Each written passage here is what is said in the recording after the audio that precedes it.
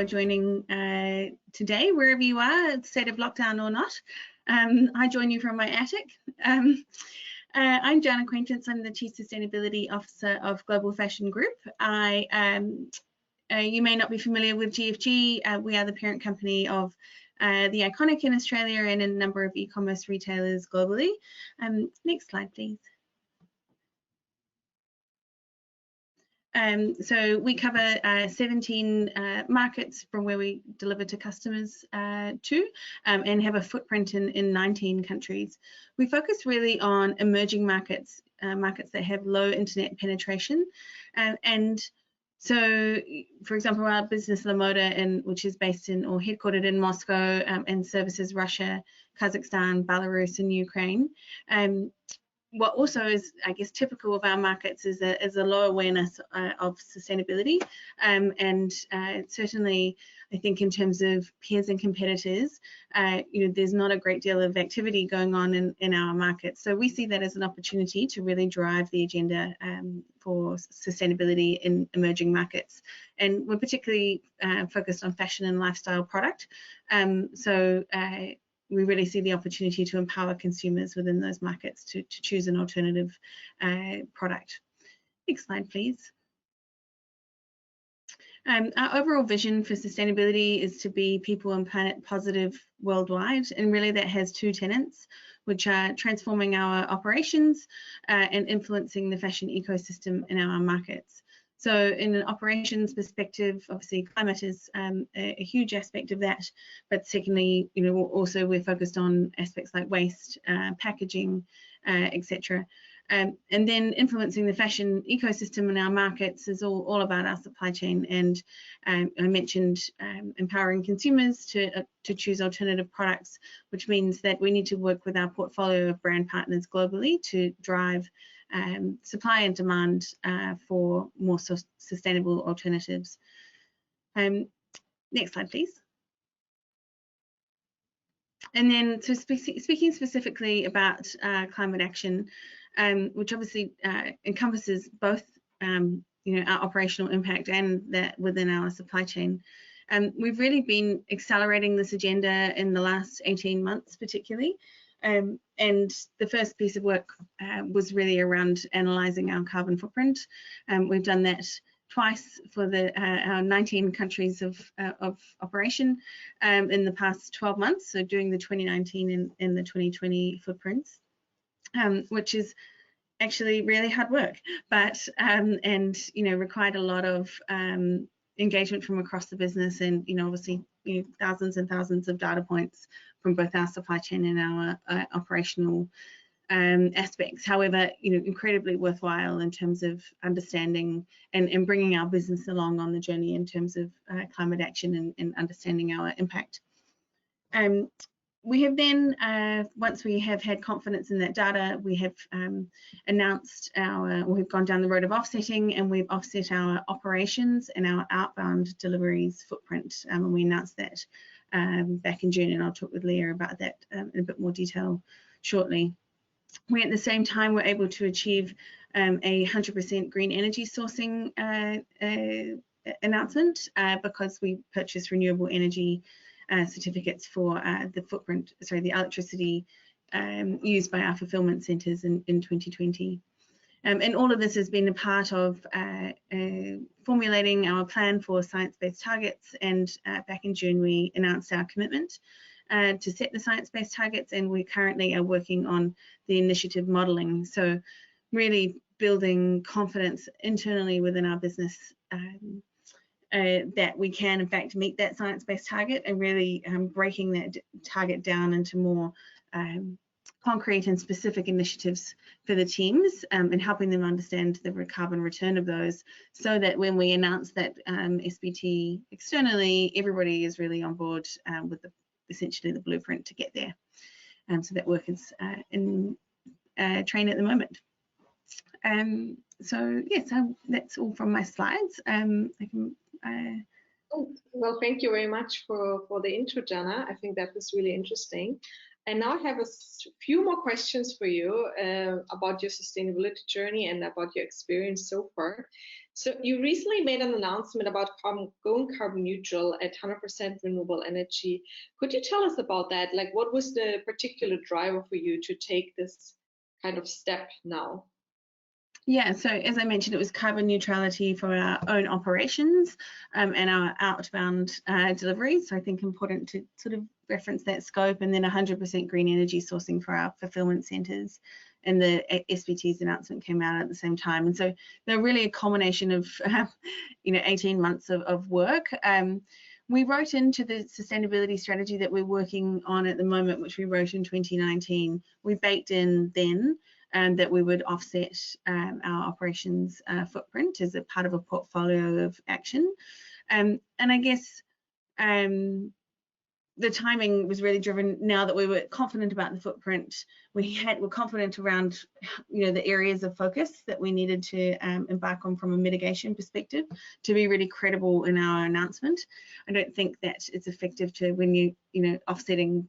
It's a part of a portfolio. It's not the one aspect, that stands on its own. So we needed to have that plan sitting behind it to feel really confident.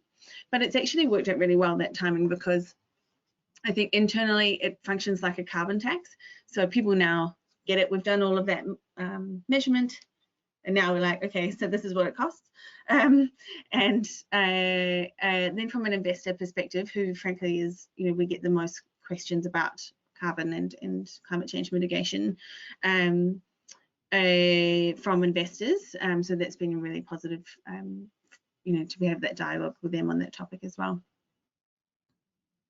Great. And did you come across any challenges? What was kind of the most challenging part in going this journey, and how were the first reactions? I mean, I always find it wasn't challenging to get the support, because I baked it into this, well, we had baked it into the strategy some time ago. So I think that's actually always really helpful to have that strategic priority developed by the business and be able to refer back to. Probably the greatest challenge was balancing all of our desires, and making everyone happy in terms of, we want high quality projects, we want them to be aligned with all of our locations, we want them all to be certified, and we need to conduct comprehensive due diligence on them, and we had a certain budget. So trying to fit all of those pieces into the pie was probably the challenge. Great, and maybe now touching base a bit on the offsets, where you already just mentioned that you've kind of selected high quality offsets, but they obviously needed to fit into a budget. So can you tell us a bit more about the selection process? Why did you select certain projects? Yeah, so we basically developed a set of factors, which were location, presence of the certification, the type of project, so whether it's nature-based solutions or renewable energy projects, and then the presence of co-benefits, and then looked at a portfolio of projects against those metrics. I think probably not mistake, but what I would do next time to improve that is actually weight those factors within our business, because everyone's like, yes, all of those things are important, but actually when the rubber hits the road, you need to know which ones are more important sometimes. So I think I would think about that more deeply next time. Great. And how are you communicating with your customers and employees about the projects that you support? So back in June, we did a group-wide announcement. So as I mentioned, we serve customers in 17 countries. So we announced that globally across all of those markets on the same day, time zones permitting, which was very powerful, because obviously you get the benefit of that sort of more globalized announcement, and that meant that within each region, so there was Instagram or LinkedIn or Facebook announcements by each of those regions for customers, but then also we had the more corporate comms aspect, delivering to other stakeholders like investors, for example. And then the teams really, everything at GFG is really delivered in a very local way. I mean, the way that the customer in Russia understands carbon offsetting is not the same as the way they do in Australia. So the team is working on their respective sort of localized ongoing communications around that. And so, for example, in Russia, they're introducing on the packaging, so on the satchel, it will say that your delivery is carbon neutral, and also is sent from a warehouse with 100% green energy sourcing, as an example. Interesting. So basically using different kind of approaches for different markets, right? And when we look a bit into the future, right? What's next for Global Fashion Group? What do you think about net zero? Is this something you're actively involved in, and what are kind of the next steps that you're taking? Yeah, so I mentioned we're working on the science-based targets and that modeling piece, and I think that's really important because obviously I from a personal perspective have ambitions around net zero. But all of the work that I mentioned that we've done has actually been done in the last 18 months. So that's a very steep learning curve for our teams internally.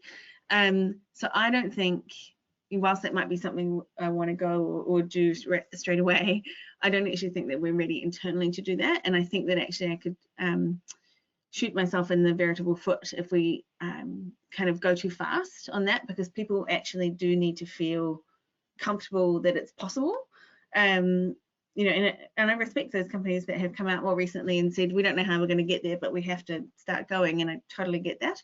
But I think, we need to bring people along on that journey of understanding the practical aspects that they are going to be, working on. So we're really focused on our footprint is 97% scope 3, and a huge proportion of that is in our products. So that's a huge focus for us, and transitioning materials, as our logistics and our operations are also key focuses as well. So it's really giving the teams, breaking those down into the specific activities that they can embark on in the next 3 to 5 to 10 years, and start getting momentum behind those, so that in time we can make that type of commitment.